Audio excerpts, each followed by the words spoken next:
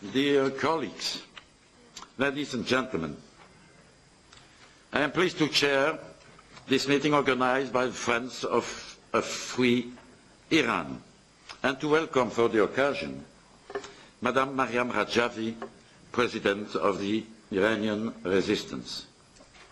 Madame Rajavi, we are very pleased to have you among us today. Madame, we very much respect your leadership of the democratic opposition, which has made a lot of sacrifice for their people. And for this reason, you have the support of many, many members from different political groups in this Parliament, European Parliament.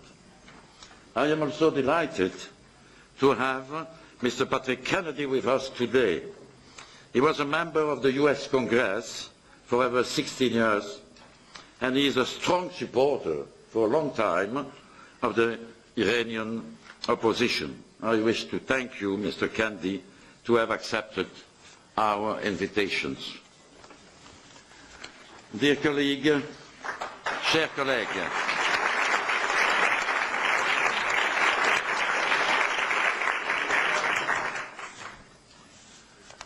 chers collègues, nous sommes, je dois le dire, extrêmement préoccupés par la situation des droits de l'homme en Iran. Les grandes puissances ont longuement négocié pour obtenir un accord avec l'Iran sur la question du nucléaire. Et c'est une bonne chose. Mais nous ne devons pas oublier, et je veux le rappeler, que c'est le Conseil national de la résistance iranienne qui a révélé le programme militaire secret de l'Iran en août 2002. Le régime iranien, on doit le savoir et le rappeler, a trompé le monde entier en gardant ce programme secret pendant de nombreuses années. Mais grâce à la résistance iranienne, sous votre conduite, Madame Rajavi, la vérité a pu être connue et l'Iran a été contraint d'accepter un accord sur le nucléaire. Mais ce qui préoccupe profondément beaucoup d'entre nous dans ce Parlement européen, c'est l'attitude de l'Union européenne et des gouvernements européens qui ferment quasi systématiquement les yeux sur les violations des droits de l'homme en Iran. Sous la présidence du prétendu modéré M. Rouhani, plus de 2300 prisonniers ont été pendus en un peu moins de 2 ans et demi. Pour la seule année 2015, 1000 personnes ont été exécutées. Plusieurs lois répressives ont été adoptées contre les femmes et ont fortement restreint leurs droits. Les minorités religieuses, comme les chrétiens et les baïs, ont été persécutés. Et nous qui sommes les représentants librement élus de plus de 500 millions de citoyens européens, nous devons rappeler sans cesse que l'Iran d'aujourd'hui n'est pas une démocratie, mais une caricature de démocratie et en réalité une théocratie. Et je veux m'adresser directement aux citoyens iraniens et leur dire: il n'y a pas de démocratie quand les seuls candidats qui ont le droit de se présenter aux élections sont choisis par le pouvoir. Il n'y a pas de démocratie quand l'opposition n'a pas le droit de vivre dans son pays, de s'exprimer librement et de présenter ses propres candidats au vote des citoyens.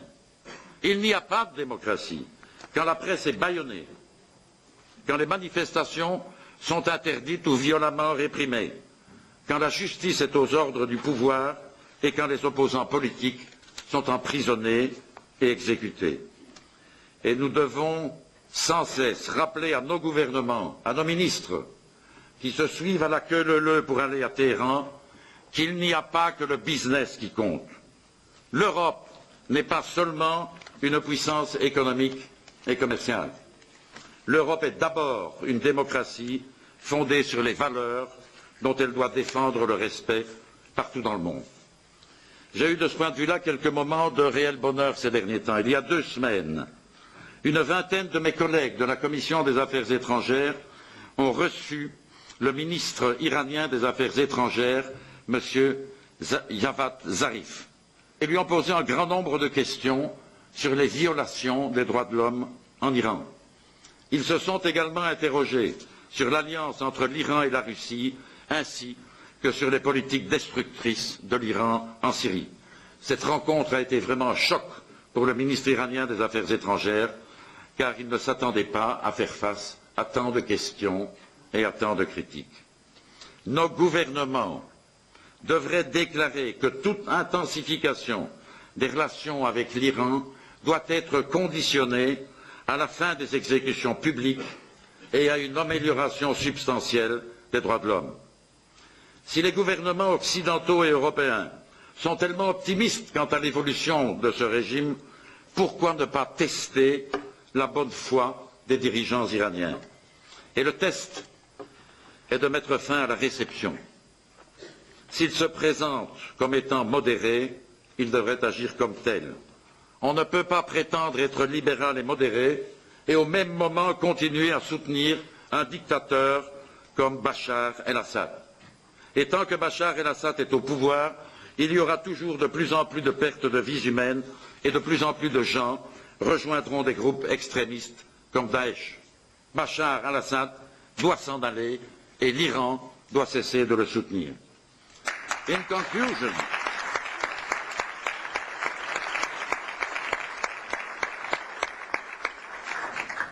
conclusion, we call on our European leaders to put pressure on Iran to respect human rights and women's rights, to free political prisoners and to stop supporting terrorism and especially to stop supporting Bashar al-Assad.